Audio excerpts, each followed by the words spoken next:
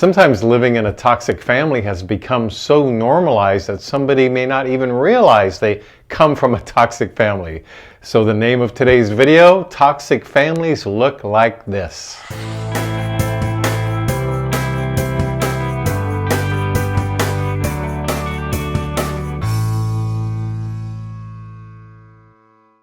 So sometimes it's hard for people to determine that fine line, that delineation between just normal rough times in a family, the normal ups and downs. Life can be challenging for any family at any given time. That's normal. But what's the difference between just what's challenging or going through a rough patch? How's that different from a toxic family?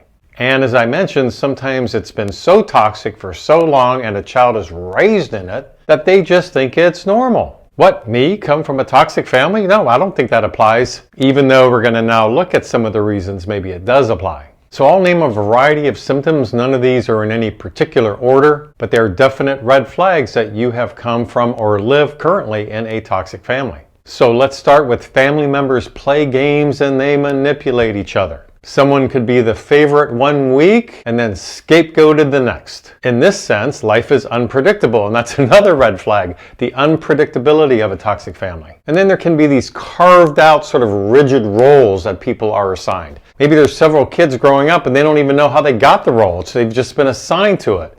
One of these roles could be that they're the scapegoat. So the kid that's a scapegoat is like, okay, I guess I'm the fault for everything. We'll talk about a negative impact that one may carry through their whole life if they've been scapegoated growing up in a toxic family like this. But see, the thing is, there's been a narrative created within the family. This is what toxic families do. You're the smart one, you're the stupid one, you're the rebel, you're the good boy or good girl, and you're the scapegoat. Now, once this narrative gets going, nobody wants to give it up because the toxic parents like having everybody in their role. It gives them control over their kids in this case. And if you're a kid growing up in this, you may start to believe it. Well, I guess I'm the rebel. Well, what might that do to a kid who's not really necessarily a rebel, but he's hearing that he is? Well, he may want to live up to that role now. Maybe it'll even please the parents to do what they're telling me that I am. So I guess I'll go out and get in trouble. I guess that's what I'm supposed to do, right? And then what's interesting is if now you're an adult and you bring this up to your parents or to other family members, they may still try to normalize this by responding to you as you point out some of your memories about childhood and say, oh, you know, it wasn't that bad.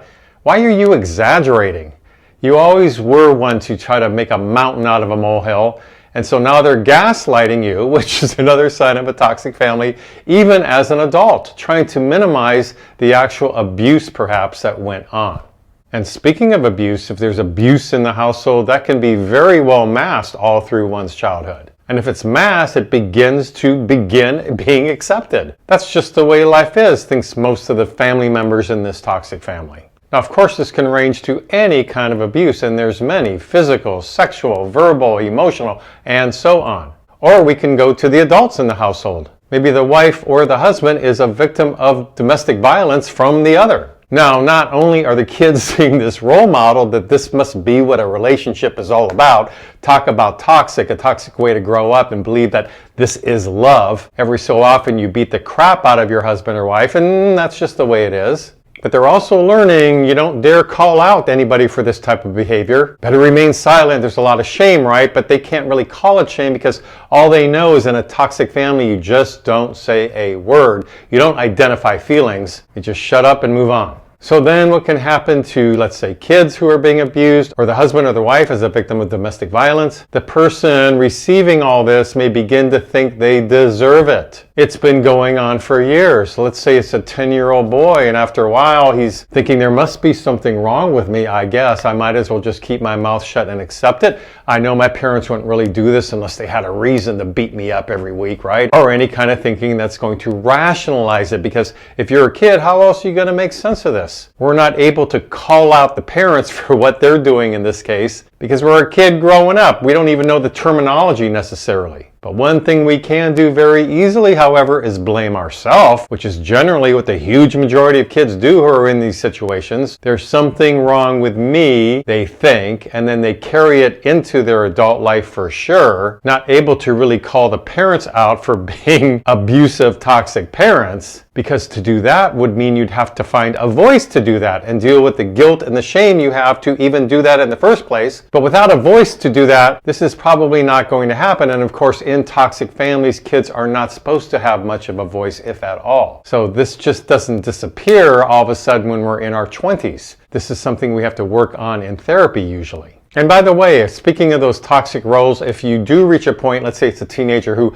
realizes, okay, there's something off here and they want to change. They want to do something positive with their life. Or they want the communication style to change in their family. So they're leaving their role, right? And you don't dare leave your role in a toxic family. So now though, if they do, they're likely going to be ridiculed, put down, made fun of for daring to rock the boat. How dare you try to improve our communication skills are the messages we get from toxic parents. Because if that were to happen, the toxic parents would actually have to look inward at their own stuff, which is what toxicity is all about. Trying to avoid looking inward, and so then all the garbage, all the toxicity gets projected out into all the dynamics of a toxic family. That's what makes it toxic.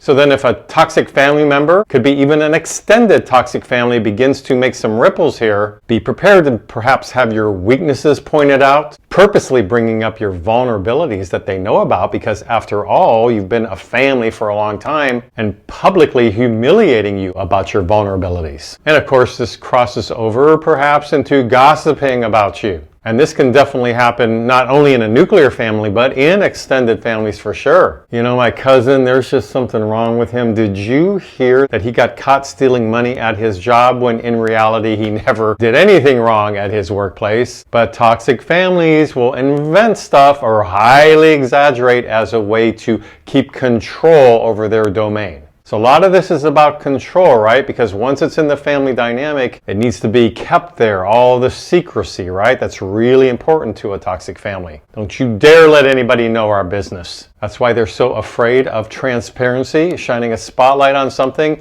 being upfront and forthright. Oh no, that's not going to happen in a toxic family. To have one of the family members being involved in some kind of addiction. They come home late at night, banging things around, picking fights with somebody. The other family members are cowering away. Oh Lord, just please let this get over with. Well, now if a family member, let's say a mother or father in particular, are doing that over many years, it may become normalized. That's just the way it is. Mom's had a few too many to drink tonight. Well, that's toxic. Number one, she's probably an alcoholic, but to bring this sort of tension, this unpredictability, these toxic dynamics to a family, really hard to live in this situation, right? And so lastly, all these messages, of course, lead to more toxicity that we can't really get close to people in our life. It's just not safe.